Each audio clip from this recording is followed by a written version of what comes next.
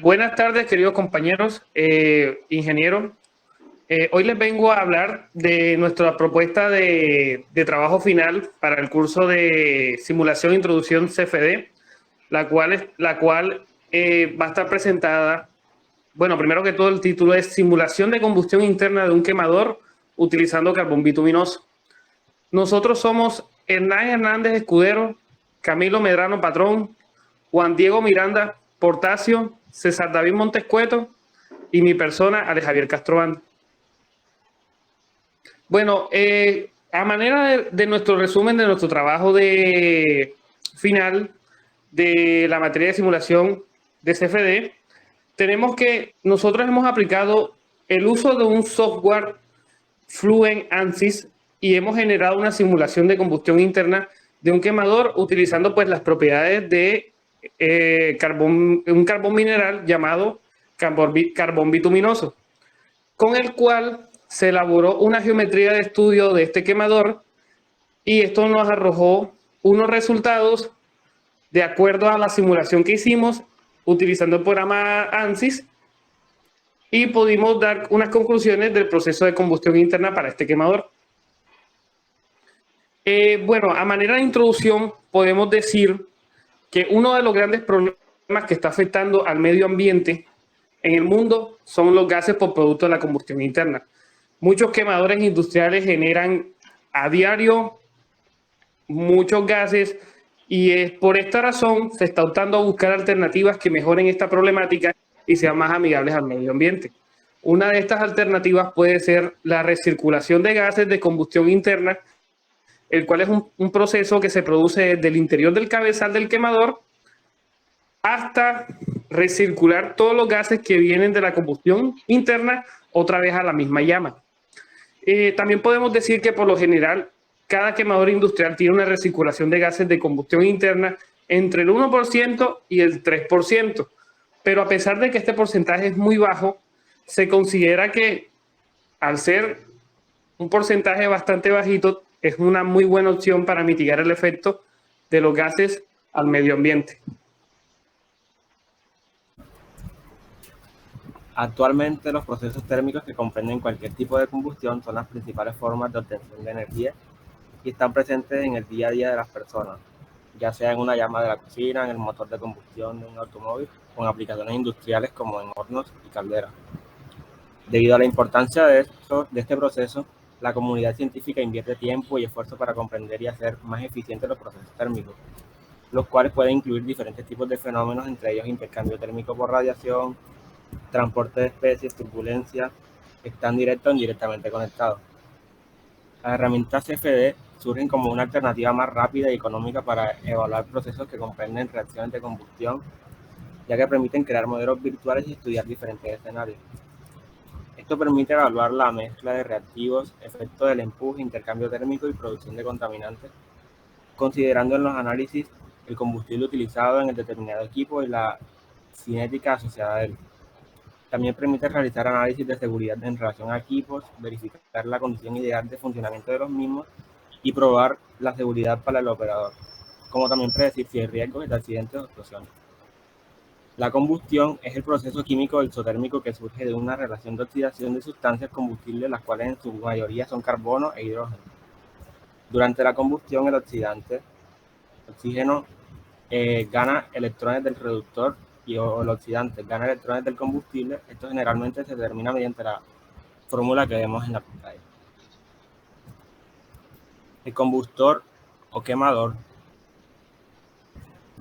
es una parte de la caldera cuya función es producir una llama que produzca el calor de la caldera que la caldera necesita para realizar su función, como calentar agua o producir vapor. Una de sus funciones es mezclar aire y gas en la proporción adecuada. También los mantiene constantes, regula la cantidad de aire de gas, mantiene la estabilidad de la llama y asegura las dimensiones adecuadas de la llama según la ubicación.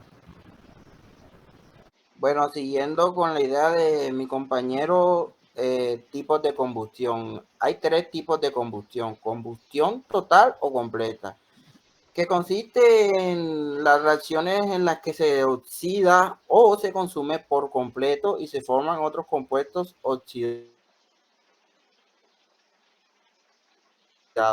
como monóxido de carbono o dióxido de azufre y agua. Combustión estequiométrica o neutra. Se trata de combustiones perfectas que utilizan la cantidad de oxígeno necesaria para su reacción y normalmente solo se producen en un entorno de laboratorio controlado.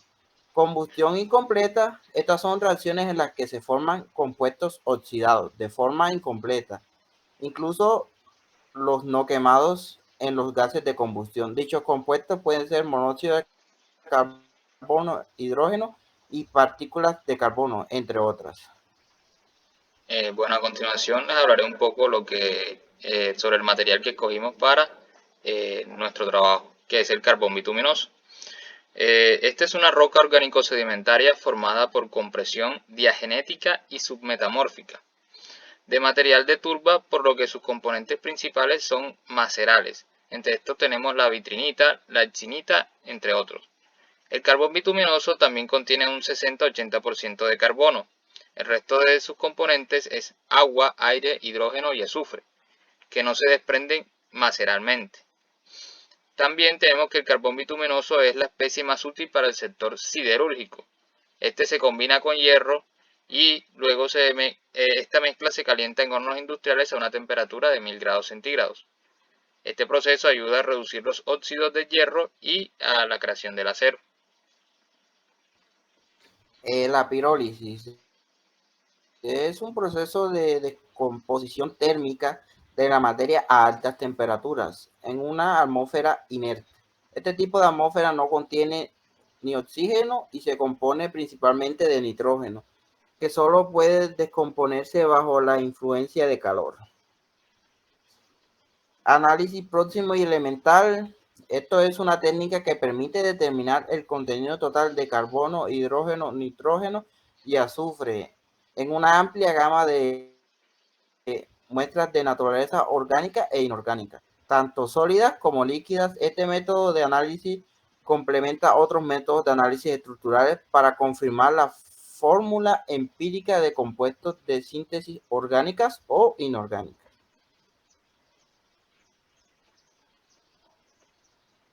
El carbón mineral. El carbón mineral es un sólido que contiene principalmente carbono y pequeñas cantidades de hidrógeno, oxígeno, nitrógeno, azufre y otros elementos. Su combustión puede impulsar grandes turbinas que a su vez producen la energía necesaria para alimentar ciudades y grandes parques industriales, para la industria química, cementaria y papelera. Bueno, a continuación mostramos lo que es la metodología, empezando con lo que fue las ecuaciones que describen el fluido. Estas son las ecuaciones de continuidad, cantidad de movimiento y energía. En el caso de la ecuación de continuidad, como vemos la ecuación 1, donde podemos ver que ρ y v son respectivamente la densidad instantánea y la velocidad del fluido. Seguido a esto, tenemos la ecuación de cantidad de movimiento, que se describe a continuación como la ecuación 2, donde tenemos que P es la presión, tau es el tensor de esfuerzos viscosos y F sub m son las fuerzas másicas, como es el caso de la gravedad. También tenemos que el tensor de esfuerzos viscosos se define como la ecuación 3 según la ley de Navier-Poisson. Aquí podemos ver que como nuevas variables lo que es μ, que es la viscosidad molecular de la mezcla, μ sub b es el coeficiente de viscosidad volumétrico, el cual que es generalmente despreciado, y tenemos por último el tensor delta de Kronecker. Por último, en la parte de energía, tenemos que la ecuación que describe de esta manera sería la ecuación 4, donde podemos ver que E, U minúscula y U mayúscula son respectivamente la energía específica total, la energía interna y la energía potencial. Tenemos entonces la ecuación de la energía total mostrada en la ecuación 5, donde podemos ver otras variables como lo son J sub E, que es el flujo difusivo de calor, y Q punto sub R es el intercambio de calor por radiación. Los dos primeros términos del lado derecho representan el trabajo de las fuerzas viscosas y de presión. También esta ecuación puede ser representada en términos de la entalpía de la siguiente forma, mostrada en la ecuación 6, donde H es la entalpía, la derivada de la presión con respecto al tiempo es la derivada sustancial, y el término del nabla multiplicado por el tensor de esfuerzos viscosos y multiplicado por la velocidad es la disipación viscosa phi sub b.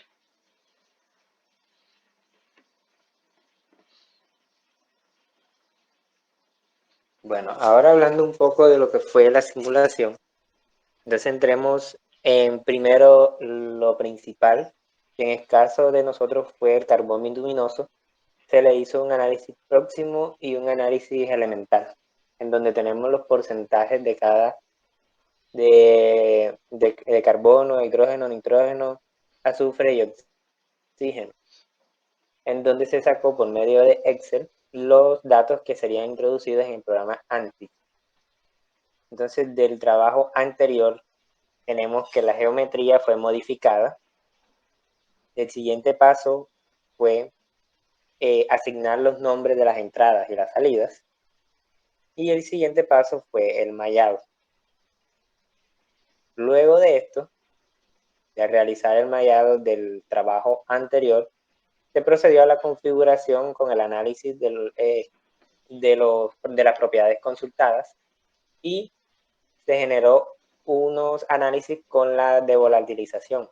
Es decir, se hizo una variación en la devolatilización iniciando en 60 es al menos 1 como una principal y terminando con hacerla 5 veces más grande que la principal, obteniendo estos resultados.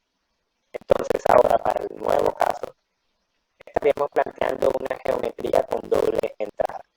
Entonces, para este corte 3, la geometría va a tener una breve variación en lo que es la doble entrada, viéndola más de cerca aquí, en donde se ven 2 entradas de aire. Entonces, vámonos ahora al programa ANSYS, en donde vemos la calidad del mallado, acercándonos. Esta calidad se debe a lo que va a estar sometido, es decir, en las entradas y en el entorno en donde se va a desarrollar el fluido. Entonces, ¿qué se hace en esta malla? Primero, se hace un phase meshing, en donde el área en la que vamos a trabajar, y vamos a reforzar a poner un mallado más fino en estos puntos, tanto en las entradas, en el entorno, configurando paredes y configurando zonas de salida, en donde nos queda un mallado fino. Si miramos ahora los nombres, tenemos que tener en cuenta que van a ser doble entrada, por lo tanto, se asignan sus nombres y su salida, que está de este lado. Y los demás son paredes, y por donde va a entrar el combustible, que sería en este caso la entrada de aquí. Por otra parte, ya pasando del mallado, que lo vemos aquí representado en el documento, pasamos a los perfiles de velocidad. ¿Cómo se hacen estos perfiles? Entonces nos vamos al setup, en donde activamos en el modelo, vamos a activar las ecuaciones de energía, que están aquí, y va a ser un modelo axisimétrico. Entonces, después de eso, activamos lo que son las especies. Estas especies es la química que va a funcionar dentro del combustor.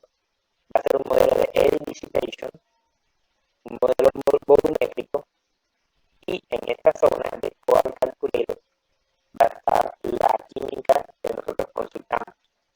Estos valores son redondeados para hacer la aproximación a uno de los componentes. Luego de esto, nos vamos a la fase discreta, que es la inyección o el injection.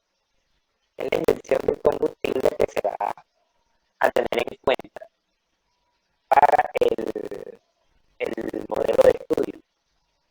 En este caso, vemos que se tienen en cuenta las 2 entradas de combustible. El index 6 y el index 7. Va a ser un modelo de combustión en donde vamos a tener una velocidad de 10 metros por segundo con una temperatura indicada también. Entonces va a ser un modelo de escala con inyección. Esperamos aquí. Luego tenemos que nos aseguramos del cual particle, abrimos acá y verificamos que la de volatilización arranca en 60 como el trabajo anterior. Cerramos acá. Miramos las condiciones de entrada. Va a ser de tipo másico, un flujo másico. Aquí, más flow inlet. Ambas entradas van a ser de tipo flujo másico. Entonces, miremos un poco aquí la configuración.